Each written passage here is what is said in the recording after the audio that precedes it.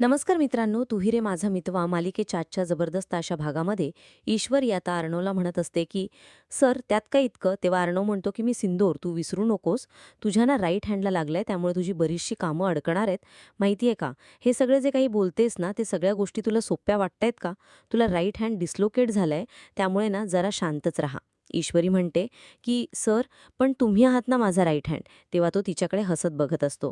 नंतर इथे आकाशच्या बाबतीत जे काही बघितलेलं असतं ते पाहून शुभंकरचं वेगळं सुरू असतं. शुभंकर आता आकाशने ज्याप्रमाणे नम्रतासाठी टॅटू काढलेला असतो त्याप्रमाणे स्वतः काढायला घेतो आणि नंतर मग तो स्वतःच स्वतःच्या छातीजवळ नम्रताचं नाव कोरत असतो आणि ब्लेडमुळे त्याचं रक्त अगदी पोटाच्या इथून खाली पडत असतं. अधिक चांगल्या आणि उपयुक्त कंटेंटसाठी आम्हाला तुमच्या सपोर्टची गरज आहे, त्यामुळे लगेच आमच्या चॅनलला सबस्क्राईब करा. तेव्हा तो म्हणतो की नमू, तुला माहिती नाहीये, हे सगळं करणं जरा थांबव. तू आकाशसाठी ज्या गोष्टीवर इम्प्रेस झाली आहेस ना, तू ती गोष्ट आता मी तुला करून दाखवतोय.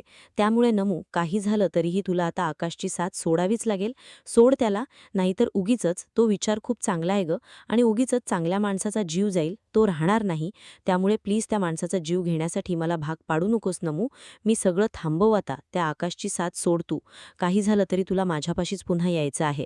असं म्हणून तो आता मनातल्या मनात त्रास करून घेत असतो आणि रडत असतो आणि खूप खुश होत असतं, कारण की काही झालं तरी आकाशला आता मागातून कायमच बाजूला करण्याचं त्याने ठरवलेलं असतं. नंतर अर्णव हा ईश्वरीला घेऊन रूममध्ये येतो आणि तिला म्हणतो की इथे आता आराम करायचा आहेस तू, समजलं? तेव्हा ईश्वरी म्हणते की पिक्चरमध्ये कसं दाखवतात ना अर्णव सर, राईट हँड, तसे तुम्ही माझे राईट हँड आहात. तेव्हा तो म्हणतो की ठीक आहे, आता इथे बस. ईश्वरी म्हणते की तुम्ही आहात ना मला भरवायला, सगळं काही करायला, मग मला काळजीची काय कारण आहे? तेव्हा अर्णव म्हणतो की हे बघ मी सिंदूर, तू आता इथे गप्पणे बसायचंय तुला, हां, आणि तुझं ना सगळं काही काम करायचं, म्हणजे बाकी सगळं काही करशील, पण गोळ्या औषधं सगळं वेळभर घ्यायचंय, समजलं? ईश्वरी म्हणते की अर्णव सर, मला सांगा तुम्ही, की तुम्ही आता काही खाल्लं नाहीये ना, तुमच्यासाठी काहीतरी बनवते. तेव्हा अर्णव म्हणतो की मी सिंदूर, तुझी अवस्था बघ, तुला जमणार आहे का काही बनवायला? तुझी अगोदरच हात मोडलाय, बघितलंस ना? तेव्हा ईश्वरी म्हणते की अर्णव सर ठीक आहे, हरकत नाही. मग तो म्हणतो की तू इथे शांत बस, मी तुझ्यासाठी काहीतरी आणतो वाटलंस काहीला, पण तू काही गडबड करू नकोस. आणि हो, कनूला बघायचं झालं तर मी कनूला बघतो, काळजी करू नकोस, मी आहे तिच्यासोबत. तेव्हा मग अर्णव म्हणतो की तुला माहितीये कनू माझ्याजवळ एकदम मस्त राहते. तेव्हा अर्णव विचारतो की ती कशी, म्हणजे नेमकं काय करते? तेव्हा अर्णव तिला म्हणतो की मी तिला ना असं असं हातवारी करून दाखवलं ना, की ती असं असं करून माझ्याकडे हसते. तेव्हा म्हणतो की एवढं तर काही नाहीये, तिने ना माझ्याकडे बघून डोळा पण मारला होता. तेव्हा अर्णवला ईश्वरी विचारते की काय, डोळा? कनूने तुम्हाला डोळा मारला, आणि तो कसा? तेव्हा अर्णव तिला दाखवतो आणि म्हणतो की हे बघ, असा डोळा मारला. तेव्हा ते पाहिल्यानंतर अर्णवला धक्काच बसतो. तो म्हणतो की हे सगळं काय चालू आहे? मी तुला दाखवतो की तिने कसा डोळा मारला ते. नंतर मग ईश्वरी आता त्याच्याकडे बघून हसत असते आणि नंतर मग अर्णव तिच्याकडे बघत असतो आणि म्हणतो की हे बघ मी सिंदूर, बघितलं कनू माझ्याकडे बघून कशी हसत आहे? तेव्हा ईश्वरी पण जोरजोरात हसायला लागते आणि अर्णव म्हणतो की मी सिंदूर, तुला हसण्याची काय गरज आहे? इतकी का हसतेस तू? तेव्हा अर्णव सांगतो की हे बघ, इतकं ना लहान मुलासारखं करू नको. ईश्वरी म्हणते की मी इतक्या जोरात हसले कारण की ना माझ्या आतमध्ये एक लहान मूल आहे आणि ते प्रत्येक वेळेला असं खोडकरपणा करत असतं, असं आनंदी राहत असतं. मी काय म्हणते सर, तुम्ही पण ना तुमच्यामधला एखादा लहान मूल, खोडकर मूल नेहमी जागं ठेवा, म्हणजे कसं आहे ना तुम्हालाही कायम बरं वाटेल. तेव्हा अर्णव म्हणतो की नो, माझ्यात असं काही लहान मूल वगैरे नाहीये, मी ओके. तेव्हा मग तो लगेच कनूला पुन्हा लहान मुलासारखं खेळून दाखवतो की हे बघ काय बाळा, असं म्हणून तो तिच्याकडे आता बघत असतो आणि तिच्याकडे हातवारे करत असतो. त्यामुळे कनू खूप हसत असते. ईश्वरी मनातच म्हणते की अर्णव सर, तुम्हाला माहिती नाहीये, तुम्ही पण एखाद्या लहान मुलासारखंच कनूबरोबर खेळताय, वागताय, आणि ते पाहून ईश्वरीला खूप बरं वाटत असतं. तर इथे झोपण्याची वेळ असते. मामा म्हणतो की अंजलीच्या बाबतीत एक गोष्ट चांगली झाली ना, की म्हणजे बघून बरं वाटलं. तिच्या मनातला थोडाफार का होईना, परंतु अर्णव आणि ईश्वरीवरचा राग जरा बऱ्यापैकी निवळलेला दिसतो. अधिक चांगल्या आणि उपयुक्त कंटेंटसाठी आम्हाला तुमच्या सपोर्टची गरज आहे, त्यामुळे लगेच आमच्या चॅनलला सबस्क्राईब करा. तेव्हा त्यांनी दोघांनी खरंच खूप चांगलं सांभाळलं ना, म्हणजे बरोबर अंजलीने कौतुक केलं त्यांचं.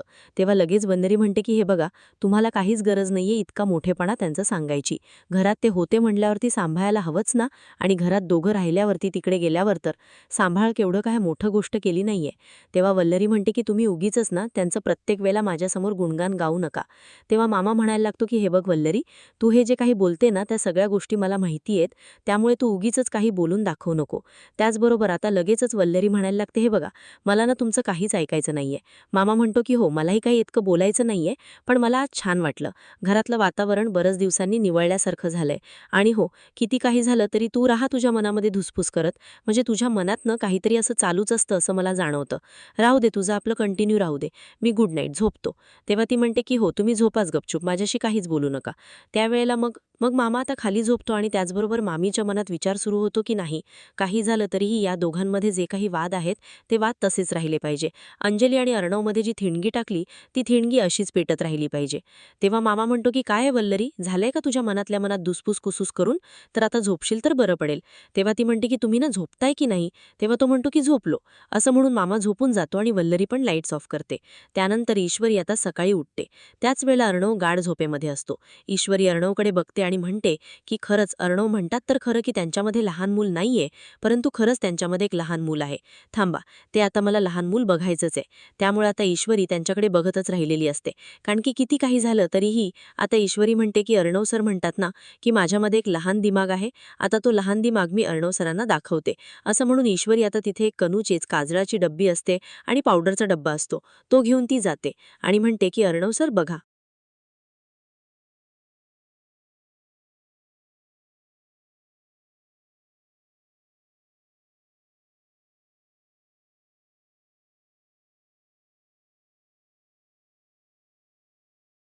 आता माझ्या या इंदोरी दिमागाने मी कसं काय करतेय ते कन्नूसारखंच तुम्हाला कसं लहान बाळ बनवून टाकते ना ते बघाच. असं म्हणून ईश्वरी आता पुढे तिचं सगळं काही सामान घेऊन जाते आणि नंतर त्याच्या केसांना वगैरे ते क्लिप्स लावायला लागते. आणि त्याच्या केसांना हेअर क्लिप्स लावत असताना अर्णव गाढ झोपलेला असतो. ईश्वरी म्हणते की आता हे क्लिप्स तर माझी लावून झाली.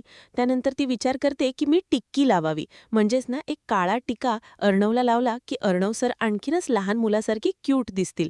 म्हणूनच ती तिची टिक्की घेते आणि ती अर्णवच्या कपाळाला आणि गालाला लावायला लागते. त्यानंतर हे सगळं होत असताना आता अर्णवच्या मनामध्ये मात्र काहीच नसतं, तो गाढ झोपलेला असतो. ईश्वरी आता म्हणते की चला आता ना मात्र मला अर्णव सरांची खूप मजा घ्यायची आहे. त्यानंतर मग अर्णवला ती टिक्की लावते आणि तिच्या हातात पावडरचा डब्बा असतो, तो पावडर निघत नसते. म्हणूनच तिच्या लक्षात येतं की छोटा जो पावडरचा डब्बा केलाय स्पंजचा, तो घ्यावा आणि त्यानंतर हे सगळं करावं. म्हणूनच आता ईश्वरीने टिक्की लावल्याबरोबर ती जाते आणि मोठा पावडरचा डब्बा ठेवून छोटा जी डब्बी असते ती घेते आणि ती आता अर्णवच्या गालाला आणि कपाळावरचा जो काळ्या टिका लावलेला असतो तिथे ती लावून देते. आणि हे सगळं होत असताना ईश्वरी म्हणते की वाह, एकदम बढिया, खरंच माझा असा लहान चालता बोलता भुडकूचंद खूपच छान दिसतोय, अगदी लहान आणि क्यूट मुलामुलासारखा दिसतोय. असं म्हणून आता ईश्वरी त्याच्याकडे सरांकडे बघतच असते आणि म्हणते की अर्णव सर आता तुम्ही उठलात ना की बघा बघा तुमच्यामधलं लहान मूल कसं जागं राहतंय ते कायम, आणि मी पण लहान आहे हे प्रत्येक गोष्टीवरून तुम्हाला आता दिसत राहीलच. किती क्यूट दिसतोय माझा तो छोटा भुडकूचंद. असं म्हणून ती त्याच्या कपाळाला आणि गालाला हात लावत असते आणि ईश्वरी तिथून गपचूप निघून जाते. नंतर मग अर्णवला आता जाग येत असते. तेवढ्यातच जाग आल्यावर तो म्हणतो की बापरे, किती वाजलेत, मला मीटिंग्स पण अटेंड करायचेत. त्याचबरोबर त्याला जाग येते आणि तो उठून बसतो आणि मोबाईलमधला जो काही अलार्म वगैरे असतो तो बंद करून टाकतो आणि नंतर इकडे तिकडे बघायला लागतो. नंतर मग आता अर्णव हे सगळं बघत असतो आणि तेवढ्यातच त्याच्या आरशात नजर जाते. तो म्हणतो की हे काय, हे सगळं मला काय करून ठेवले, हे सगळं ना मी सिंदोरचेच कारनामे आहेत माहितीये मला. म्हणून तो पटकन त्याचे हेअर क्लिप्स काढतो आणि नंतर चेहऱ्यावरती जे काही टिके वगैरे लावलेले असतात ते काळे टिके तो बघतच राहतो आणि नंतर म्हणतो की मी सिंदूर हे सगळं काय लावलेस तू. त्याबरोबर आता इथे ईश्वरीही देवाचा आशीर्वाद घेत असते आणि अर्णव येतो आणि तिच्यावर रागाने चिडचिड करत विचारतो तो हे सगळं का केलंस, तूच केलं ना, हे हेअर क्लिप्स काय लावलेस, हे काळे टिक्के काय लावले, मी काही लहान आहे का. तेव्हा ईश्वरी म्हणते की सर, मी तुम्हाला म्हणाले होते ना की आपल्यामधलं लहान मूल जागं ठेवायचं, म्हणजे तुमच्यातही एक लहान मूल आहे आणि ते इतकं गोड दिसू शकतं हे तुम्हाला मी दाखवलं. त्यामुळे हे बघा, हे ना मी काळं असं लावलेलं आहे तुमच्या गालाला, म्हणजे तुमच्याही लक्षात येईल की माझ्यातही एक लहान मूल आहे, त्याला मी बाहेर काढलं पाहिजे. तेव्हा मग आता ईश्वरी म्हणते की अर्णव सर प्लीज थांबा थांबा. तर अर्णव तिच्यावर चिडतो आणि म्हणतो की नो मिस इनबॉ, हे बघ आता ना मी ही पावडर तुझ्यावरती उडवणार बघ. तर ईश्वरी स्वतःचा पदर पुढे करते आणि म्हणते की सर नको, माझ्या हाताला लागलंय ना, प्लीज सर प्लीज. असं म्हणून ती आता वैतागत असते आणि घाबरतही असते. तेव्हा अर्णव म्हणतो की ठीक आहे मिस इंदोर, मग एक गोष्ट लक्षात घे, तुला हे सगळ्याचा त्रास होतोय आणि तुझा हात दुखतोय म्हणून तुला सोडून देतोय, समजलं? नाहीतर ना बघ मी तुझं काय केलं असतं ते. ईश्वरी म्हणते की ठीक आहे सर. तेव्हा अर्णव म्हणतो की आता मला सॉरी बोलायचं, समजलं? बोल सॉरी. तेव्हा ईश्वरी त्याला सॉरी सॉरी असं बोलते आणि नंतर मग अर्णव म्हणतो की चल आता हा टिक्का पुसून टाकायचा, जसा लावलाय तसाच पुसायचा. ईश्वरी म्हणते की सर अंघोळ केल्यावर जाईल ते. तो म्हणतो की नो मला काहीच माहित नाही, हा टिक्का हाताच्या आत्ता तू पुसून टाकायचा. तेव्हा ईश्वरी म्हणते की बरं बाबा पुसते. असं म्हणून ती स्वतःचा पदर घेते आणि नंतर अर्णवच्या गालाचा आणि कपाळावरचा टिक्का पुसत असते. तेव्हा अर्णव म्हणतो की सॉरी सॉरी काय आहे, स्किन आहे माझी ही, हळू जरा सावकाश. तेव्हा मग ती म्हणते की हो ठीक आहे आणि मग ती कपाळावरून ते सगळं पुसत असते. नंतर मग ईश्वरी आता त्याच्याकडे बघतच राहिलेली असते. मग म्हणते की अर्णव सर पण ना तुम्ही या सगळ्यामध्ये ना खरंच खूप छान दिसत होते, खरंच खूप क्यूट. तेव्हा अर्णव म्हणतो की डोंट डू दिस अगेन, समजलं ना? हे सगळं कनूचं आहे आणि तिलाच हे सूट करतं, त्यामुळे मला पण असं लावायचं नाही, समजलं? असं वॉर्निंग देऊन तो तिथून निघून जातो. ईश्वरी म्हणते की खरंच माझे भडकूचंद, खरंच हा ना माझा एकदम क्यूट भडकूचंद आहे, प्रत्येक वेळेला चिडत असणारा. असं म्हणून ती गालातच आता हसते. त्यानंतर राकेश हा बँगलोरवरून येतो आणि अंजली मॅडम आत येऊ का असं विचारतो. तेव्हा अंजली म्हणते की अरे आलात तुम्ही, या ना आत या. मग ती त्याची बॅग घेते आणि नंतर त्याच्या हातामध्ये जे काही सूटकेस वगैरे असतात किंवा त्याच्या हातात ज्या पिशव्या असतात त्या तो घेतो आणि नंतर मग तिला म्हणतो की हे सगळ्यांसाठी मी आणलंय. तेव्हा तो म्हणतो की हो मी विचारणारच होते की सगळं काय आहे, पण तुमचा प्रवास कसा झाला ते मला सांगा.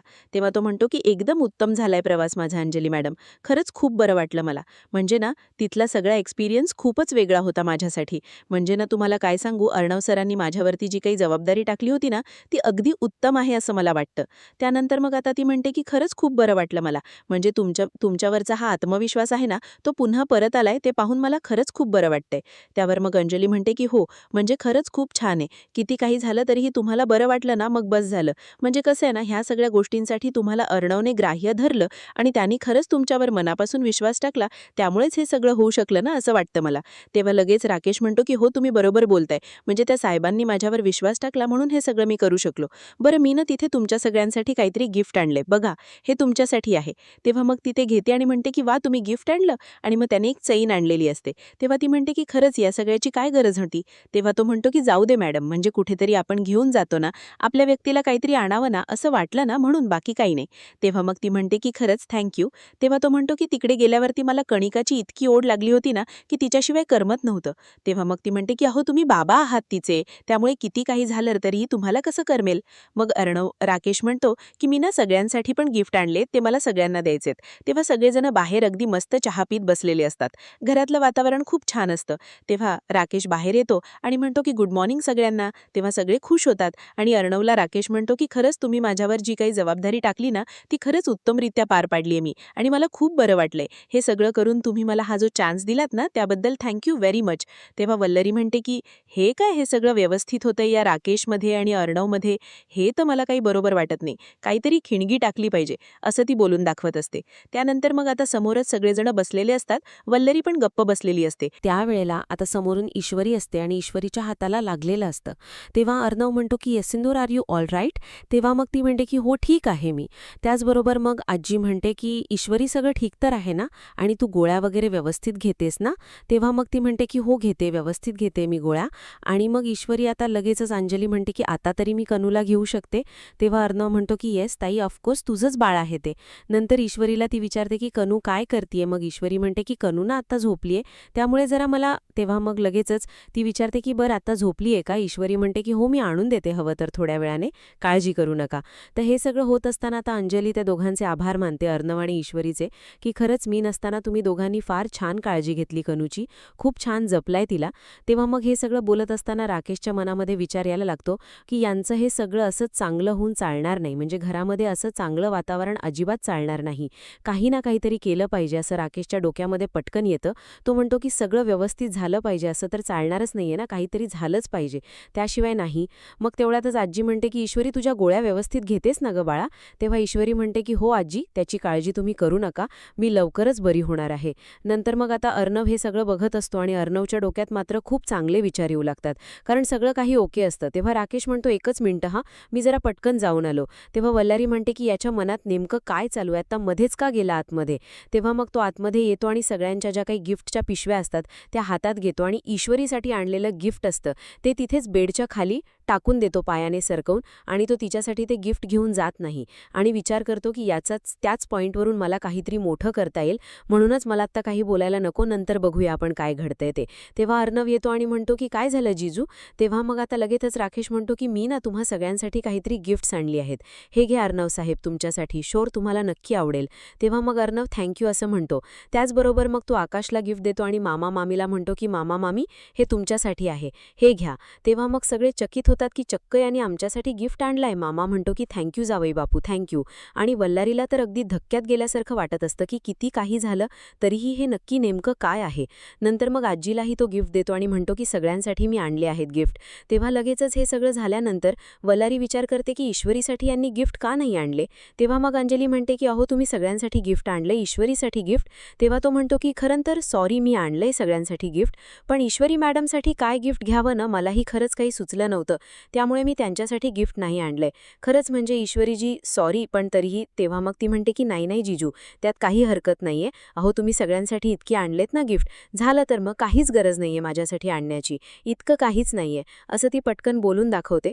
त्यानंतर मग राकेशही आता गप्पच असतो. सगळेजण त्याचं गिफ्ट घेतल्यामुळे खूपच खुश असतात आणि पुन्हा एकदा राकेश सुधारला हे अर्णवला खरंच आता मनापासून वाटत असतं. परंतु त्याने हे सगळं केलं याच्या मागे काहीतरी कारण आहे आणि ईश्वरीचं गिफ्ट त्याने मुद्दामच बेडच्या खाली ढकवून टाकलं आहे हे मात्र अजूनही कोणाला माहीत नसतं.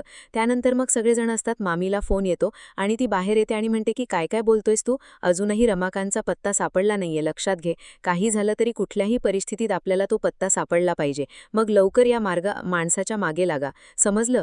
आता तिचा माणूस तिला सांगतो आणि ती मनातच तिथेच म्हणत असते की काही झालं तरीही लवकरात लवकर, जोपर्यंत ह्या गोष्टी ताज्या आहेत ना तोपर्यंत केल्या पाहिजेत, आणि रमाकांताचा पत्ता जर ईश्वरीला लागला तर मात्र मोठा प्रॉब्लेम होऊ शकतो. त्यामुळे काही केल्या तिला हा पत्ता सापडून द्यायचा नाहीये, मग ईश्वरी सगळं काही सिद्ध करून मोकळी होईल. त्यानंतर मग ती विचार करते की काय करू मी आता. तेवढ्या तिचं लक्ष जातं त्या सोलर गाडीकडे, म्हणजे जी कनूची गाडी असते ती खाली ठेवलेली असते आणि तिचं चाक तुटलेलं असतं. मग तेवढ्यातच वल्लारीची नजर जाते आणि म्हणते की ही गाडी इथे का ठेवली, आणि तिचं लक्ष जातं की गाडीचं चाक तुटलंय. मग ती विचार करते की बरोबर आहे, म्हणजे ना असं होतं की एखाद्या व्यक्तीला काही पॉईंट शोधायचा असेल तर देव त्याच्यासमोर एखादा पॉईंट कसा आणून ठेवतो ना, तसा हा पॉईंट इथे माझ्यापर्यंत आणून ठेवलेला आहे. बरं झालं, चला आता मला याच्यावरून काहीतरी करता येईल, जाब तरी विचारता येईल, म्हणजे अंजलीला ते ईश्वरी अर्णव विरोधात भडकवता येईल. नंतर राकेश रूममध्ये येतो. अंजलीचा मूड खरंच खूप चांगला असतो. अंजली म्हणते की अहो तुम्ही खरंच सगळ्यांसाठी आणलत ना, सगळ्यांना खूप बरं वाटलं, आणि ना मला आता त्या दोघांविषयी काही तक्रार वाटत नाही बघा, म्हणजे ना अर्णवने तुमच्यावर आता मनापासून विश्वास टाकलाय ना असं दिसतंय मला, कारण जर त्यांनी विश्वास टाकला नसता तर इतक्या मोठ्या डीलसाठी त्याने तुम्हाला बेंगलोरला पाठवलं नसतं, आणि खरंच तुम्ही त्याचा विश्वास अगदी सार्थ करून दाखवलाय. म्हणून मला असं वाटतं की मी ईश्वरी आणि अर्णवला ना आता माफ करून टाकलं पाहिजे, म्हणजे सगळ्या गोष्टी अगदी मनासारख्या होत आहेत, सगळं काही व्यवस्थित होतंय, हे पाहून खरंच मला खूप बरं वाटतंय. नंतर मग आता अर्णव तिच्याकडे बघतच राहतो. अंजली म्हणते की काय हो, पण मला एक समजलं नाही, तुम्ही सगळ्यांसाठी आणलात खरं, पण ईश्वरीने आपल्या कनूला इतकं सांभाळलं, सगळ्या गोष्टी अगदी व्यवस्थितपणे केल्यात तिने, पण मला एक कळत नाही की तुम्ही तिच्यासाठीच हे गिफ्ट का नव्हतं आणलं, मला हे समजलं नव्हतं. तेव्हा मग तो म्हणतो की तसं काही नाहीये, म्हणजे काय ना की मलाही खरं सांगू सुचलं नव्हतं की काय गिफ्ट आणावं, म्हणून मी काहीच आणलं नाही. ईश्वरी आता देवाजवळ बसलेली असते, ती देवाचा आशीर्वाद वगैरे घेते आणि नंतर घरात सगळं काही चांगलं चालू आहे, त्यामुळे तिचा मूड खरंच खूप चांगला असतो. नंतर ईश्वरी रूममध्ये असताना तिच्या डोक्यामध्ये विचार सुरू असतात. तेवढ्यात अर्णव समोरून येतो आणि म्हणतो की मी सिंदूर, तुला आता बरं वाटतंय का. तेव्हा ईश्वरी म्हणते की हो मला आता बरं वाटतंय. नंतर मग अर्णव तिला म्हणतो की मी सिंदूर, मला एक गोष्ट सांग की तुला बरं वाटतंय आता, मग तू इथे बस आणि तुझ्यासाठी बघ मी काय आणलंय ते, तुझ्यासाठी तुझी फेवरेट स्पेशल अद्रकवाली चहा. तेव्हा ईश्वरी म्हणते की वाव, म्हणजे अर्णव सर चक्क हा चहा तुम्ही बनवून आणलाय का. तेव्हा तो म्हणतो की सो मी बनवून आणलाय, मग काय तू पिणार नाहीयेस का, बस इकडे पटकन. तेव्हा मग तो तिला प्यायला सांगतो आणि नंतर ती चहा घेते, आणि चहा घेतल्यानंतर अर्णवच्या डोक्यामध्ये खरंच खूप आनंदाने विचार सुरू असतात. तो विचार करत म्हणतो की सांग आता कसा झालाय चहा. तेव्हा ईश्वरी म्हणते की सर एकदम बढिया झालाय चहा, मला खरंच खूप आवडला. तेव्हा अर्णव म्हणतो की येस, मला प्रत्येक गोष्ट परफेक्शनने करायला आवडते, तुला माहितीये. तेव्हा मग ईश्वरी आता त्याला सांगत असते की अर्णव सर खरंच एकदम बढिया झालाय चहा. तेव्हा अर्णव आता म्हणतो की मी सिंदूर, सगळं काही व्यवस्थित होतंय आणि मलाही खरंच खूप छान वाटतंय, आणि बघितलंस ना ताई आपल्याबरोबर पॉझिटिव्ह वागतेय, ताई ताई आपल्याबरोबर खूप चांगली वागत होती. कनूजी, आपण व्यवस्थित काळजी घेतली. ईश्वरी म्हणते की सर, मलाही खूप छान वाटलंय आज. म्हणजे ना, कित्येक दिवसानंतर, जवळजवळ महिन्यानंतर ताईने माझ्याकडे हसत बघितले आणि छान स्माईल दिली. त्यामुळे मलाही खरंच खूप बरं वाटतं आहे. अधिक चांगले आणि उपयुक्त कॉन्टेंटसाठी आम्हाला तुमच्या सपोर्टची गरज आहे. त्यामुळे लगेच आमच्या चॅनलला सबस्क्राईब करा. त्यावेळेला आता ईश्वरी म्हणत असते की अर्णव सर, राकेशचं सगळं ठीक आहे, परंतु मला त्याचं वेगळं वागणं वाटलं. नाही, आज जरा राकेश वेगळाच वाटत होता. मी तुम्हाला सांगते की सगळं ना कनूमुळे झालेलं आहे. हा ना कनूचाच पायगुण आहे.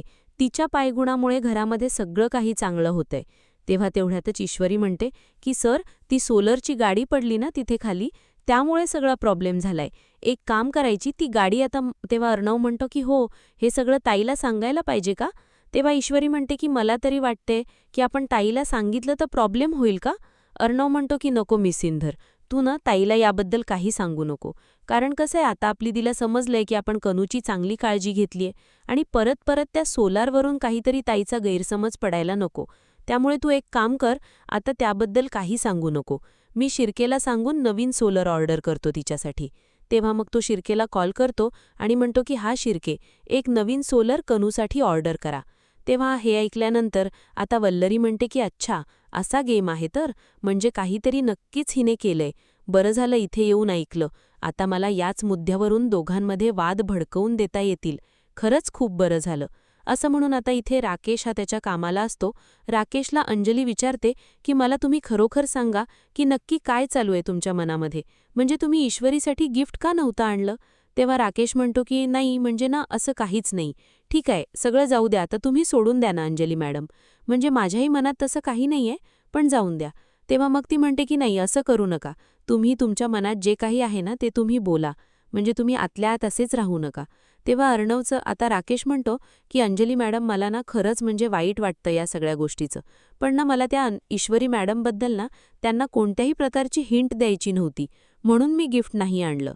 कारण ना त्यांनाही काही वाटायला नको की काहीतरी चुकीचं घडतंय म्हणून. तेवढ्यातच आता अंजली विचारते की म्हणजे नक्की तुम्हाला काय म्हणायचंय?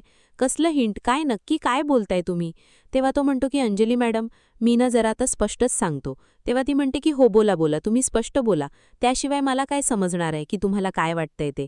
तेव्हा तो सांगायला सुरुवात करतो की मी इथे रूममध्ये होतो त्या दिवशी, तुम्ही तिथे गेला होतात कनूला घेऊन हॉस्पिटलमध्ये, आणि मी इथे रूममध्ये होतो ना, एकटाच काम करत बसलो होतो. त्यावेळेला मला ईश्वरी मॅडमनी सरबत आणून दिलं होतं. मग ती म्हणते की सरबत? मग नक्की काय झालं? तेव्हा तो म्हणतो की सरबत आणून तर दिलं होतं, पण ना मला वाटत होतं की त्यांचा इरादा काही वेगळा होता. त्या कदाचित न इथे माझी परीक्षा घेण्यासाठी आल्या होत्या, असं मला वाटत होतं. म्हणजे ना हे सरबत आणलं होतं खरं, पण ना त्यांनी दरवाजाही बंद करून घेतला होता. म्हणजे आम्ही दोघंच होतो ना, तर दरवाजे बंद करून घेण्याची काय गरज होती? कदाचित त्या माझी परीक्षाच घेत होत्या. हे ऐकल्यावर आता तो म्हणतो की मला माहीत नाहीये, माझी मेमरी गेलीये, यापूर्वी काय झालंय हे मला खरंच माहीत नाहीये. पण त्या नक्की काय करत होत्या, कशाबद्दल या सगळ्या करत होत्या ना गोष्टी, मला काहीच समजत नाहीये. म्हणून मी त्यांच्यासाठी गिफ्ट नाही आणलं, कारण की माझ्या मनात जरा वेगळंच वाटत होतं मला. त्यांच्यासाठी काही गिफ्ट घेऊन त्यांना वेगळं वाटायला नको, म्हणूनच मी त्यांच्यासाठी काहीच गिफ्ट आणलं नाही. तेव्हा मग इथे अंजलीच्या मनात पुन्हा एकदा ईश्वरीविषयी भडका उडालेला आहे आणि राकेशने जे काही ठरवलंय ते करण्यामध्ये तो यशस्वी झालाय. त्याबरोबर इथे आता राकेश विचार करतो मनातल्या मनात की जे काही घडलंय ते सगळं काही व्यवस्थित होणार आहे, काहीच काळजीचं कारण नाही. पण अंजली मॅडम, तुम्ही हे सगळं करू नका, म्हणजे मला वाटतंय ते मी तुम्हाला फक्त बोलून दाखवलं, बस, बाकी काही नाही. तेव्हा अंजली म्हणते की नाही, पण हे सगळं खूप चुकीचं आहे, मला तर हे अजिबात आवडलेलं नाहीये. तेव्हा आता अंजलीचा जीव नुसता वर खाली होत असतो, कारण की जो काही तिच्या मनामध्ये विचार चालू असतो राकेशने अगदी व्यवस्थित पद्धतीत भडकवून लावलेलं असतं. राकेश आता गालातल्या गालात हसतो की चला, माझं काम झालेलं आहे. पुढच्या भागामध्ये आपण पाहणार आहोत की अंजली ही ईश्वरीला प्रश्न विचारत असते आणि म्हणते की हे सगळं काय करत होतीस तू त्या दिवशी ईश्वरी? तू यांच्या खोलीमध्ये सरबत घेऊन गेली तोपर्यंत ठीक आहे, पण तू नक्की यांची कोणत्या प्रकारची परीक्षा घेण्याचा प्रयत्न करत होतीस? त्या दिवशी जेव्हा गेली होतीस तेव्हा नेमकं काय करत होतीस सांग, आणि दरवाजा वगैरे लावून घेण्याची काय गरज होती? तेव्हा मग राकेश काहीतरी बोलण्याचा प्रयत्न करत असतो, परंतु तेवढ्यातच अंजली त्याला थांबवते आणि वल्लरी येते आणि म्हणते, एक मिनिट, मला या गाडीविषयी पण बोलायचं आहे. नेमकं हे काय आहे? मला तरी वाटतंय की हे सगळं ना अंजली ही मुद्दाम करत असेल. ईश्वरी, ही गाडीचं चाक पण तुटलेलं आहे बघ. आता या गाडीच्या चाकाबद्दल काय बोलाल तुम्ही? ही गाडी मागच्या बाजूला तिथे टाकून दिली होती. नक्की काय आहे हा प्रकार? तेव्हा अर्णव ईश्वरी आता बघतच राहतात. वल्लरी म्हणते की काय ग, म्हणजे हे सगळं करून तू कुठल्या प्रकारचा राग काढत होतीस ते जरा सांग. तेव्हा ईश्वरी म्हणते की मामी, तुम्हाला काय वाटतंय की हे सगळं मी मुद्दाम केलंय आणि या सगळ्याचा राग त्या छोट्याशा बाळावर काढेन असं वाटतं का तुम्हाला? तेव्हा वल्लरी म्हणते की मग ही काच कशी तुटली सांग ना, हे गाडीचं चाक कसं तुटलं? तेव्हा लगेचच अंजली बोलते की बरोबर बोलतेस तू मामी, ही अशीच आहे, हिच्यावर विश्वास टाकायलाच नको. या अगोदर हिच्या वडिलांना आपल्या आईने नादाला लावलं आणि आता ही माझ्या नवऱ्याला करायला बघते स्वतःच्या ताब्यात. पण हे लक्षात ठेव ईश्वरी, ते कधी होणार नाही. तू यांना नादाला लावण्याचा प्रयत्न करतेस ना, तो कधीच यशस्वी होणार नाही, समजलं? तेव्हा अर्णव चिडतो आणि तिच्या कानाखाली वाजवायला जातो की हे काय बोलतेस तू ताई? अंजली ही त्याच्याकडे बघतच राहते आणि मग तो तिच्या कानाखाली वाजवायला जात असताना ईश्वरी त्याला थांबवते की अर्णव सर प्लीज थांबा. अशा प्रकारे आता इथे अर्णवने स्वतःच्या ताईवरती देखील हात उचललेला असतो. नेमकं आता पुढे काय घडणार आहे पाहणं रंजक ठरेल. अशाच अपडेटसाठी चॅनलला नक्की सबस्क्राईब करा. धन्यवाद.